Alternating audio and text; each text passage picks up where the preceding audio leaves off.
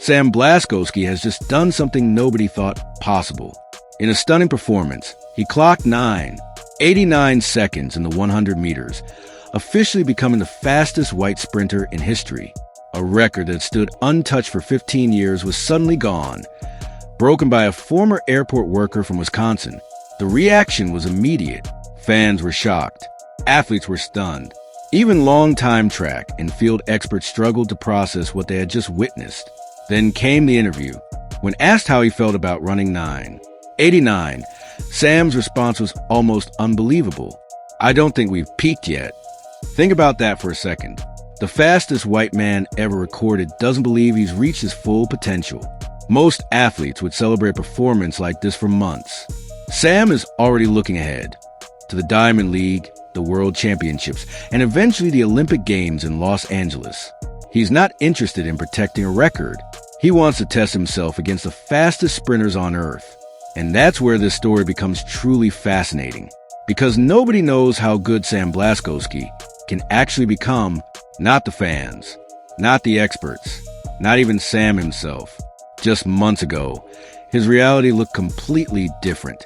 He competed at the Division III level. He received no major scholarship offers. No Division I programs were chasing him.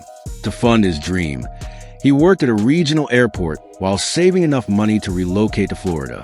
He studied sprint mechanics through YouTube videos. He trained close to home, with his grandparents living just a mile away from the track, where he spent countless hours chasing a goal few people believed was realistic. Then everything changed. At a relatively small meet in Tennessee, Sam exploded onto the world stage. He didn't simply break the 10-second barrier. He skipped right past the entire 9:90 range. One day he was running 10:05. The next he was running 9:89. Only a tiny group of athletes in human history have ever run faster. The performance was so unexpected that the entire sprinting community immediately started asking the same question. Was it real? Now comes the ultimate test. The Diamond League is where the sport's biggest stars compete. Massive crowds, international television coverage, world-class competition. This isn't a local meet anymore. This is where Olympic champions and world medalists line up side by side. Athletes like Olympic champion Marcel Jacobs, African record holder Ferdinand Omanyala, and Jamaica's Oblique Seville, a sprinter who has already proven he can defeat the biggest names in the sport. These aren't athletes trying to make a name for themselves. These are athletes who already own one, and every one of them has performed under the brightest lights imaginable. That's the challenge waiting for Sam. His 9:89 already earned him a seat at the table. The real question is whether he can deliver another performance like that when the pressure reaches an entirely different level. But here's something many people don't realize. Sam isn't preparing for this challenge alone. Every day in Florida, he trains alongside some of the fastest athletes in the world. Olympic medalist Kenny Bednarik, world champion Sha'Carri Richardson, all under the guidance of renowned coach Dennis Mitchell. The same elite environment he'll face in international competition is the environment he experiences every single day. He already knows what world-class speed looks like. He already knows what it feels like to chase athletes operating at the limits of human performance. That's why his confidence is so intriguing. Despite training with some of the best sprinters on the planet, he still believes there's another level waiting to be unlocked. And that's the part that should get everyone's attention. Because if 9:89 wasn't the ceiling, what happens next? Drop your prediction in the comments. How fast do you think Sam Blaskowski can run? Because one thing is certain. The next time he steps onto the track, the entire sprinting world will be watching, but this is where the story gets complicated. A breakthrough performance can change everything, but it can also create a level of pressure most athletes are never prepared for. The excitement that fuels an unexpected record run is often replaced by something much heavier: expectation. Suddenly, every camera is pointed at you, every race is analyzed, every result becomes a headline, and the entire world starts asking one question: was it real? That pressure has broken athletes before, and it will break athletes again. What makes Sam Blaskowski's situation so fascinating is how unexpected his rise truly was. Before the 9:89, he hadn't won a major race that season. He hadn't finished higher than third place. Through multiple competitions, he hadn't even improved his personal best. Nothing suggested that one of the fastest times in human history was about to happen. Then, seemingly out of nowhere, it did. That's what makes the next chapter so difficult to predict. Nobody knows what happens next. Not the fans, not the experts, and probably not even Sam himself. Yet his ambitions couldn't be clearer. He's not talking about maybe competing internationally one day. He's already aiming for Diamond League races in Europe. He's targeting the 2027 World Championships. And he has the 2028 Olympic Games in Los Angeles firmly in his sights. That's an incredibly aggressive timeline for an athlete whose entire global reputation is currently built around one world-class performance. One race, one afternoon, one unforgettable 9:89. The reality is harsh. Sprinting doesn't give athletes much room for mistakes. One disappointing season can completely change public perception. One race that falls short of expectations, and the narrative shifts overnight. The inspiring underdog story becomes a story about hype. The breakthrough becomes a fluke. The dream becomes a question mark.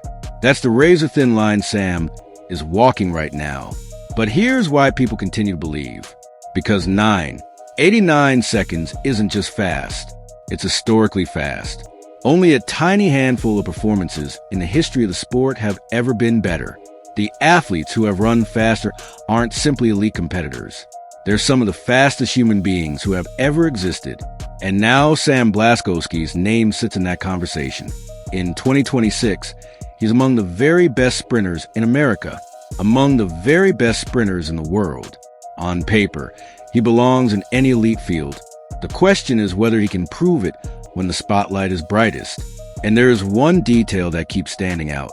His development wasn't just about improving his start. It wasn't just about reaction time. The biggest transformation happened in the final portion of the race, the last 40 meters, the place where championships are won. For years, that was his weakness, the point where world-class athletes would separate themselves from him, the point where races slipped away. But in Tennessee, something looked different. From 60 meters to the finish line, Sam wasn't hanging on. He was accelerating. He wasn't fading. He was pulling away. That change could be everything. Because if the final phase of his race has truly become a strength, then 9:89 may not represent his peak. It may represent his starting point.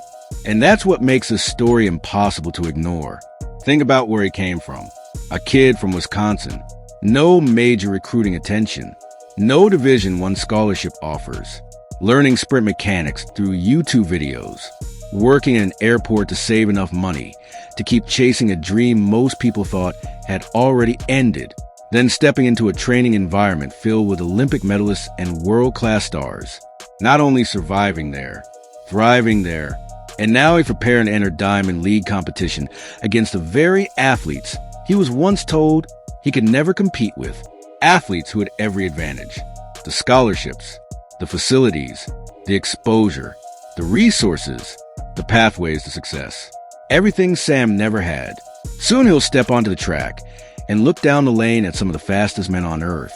Olympic champions, world medalists, athletes whose names have defined this era of sprinting. And then he'll run, not to prove people wrong, not for revenge, not to settle old scores, but because he believes there's still another level waiting for him. He's already told us exactly what he thinks. I don't think we've peaked yet. Maybe that's confidence. Maybe it's ambition. Or maybe it's a warning. So now the question belongs to you. When Sam Blaskowski steps onto a Diamond League track for the first time and faces the fastest men alive, does he reach the podium? And if he does that finally push track and field back into the mainstream spotlight? Let me know in the comments. Because this feels like the beginning of a story we're going to be talking about for years. And if history is about to be made again, you won't want to miss it. Subscribe now and stay with us for every step of the journey.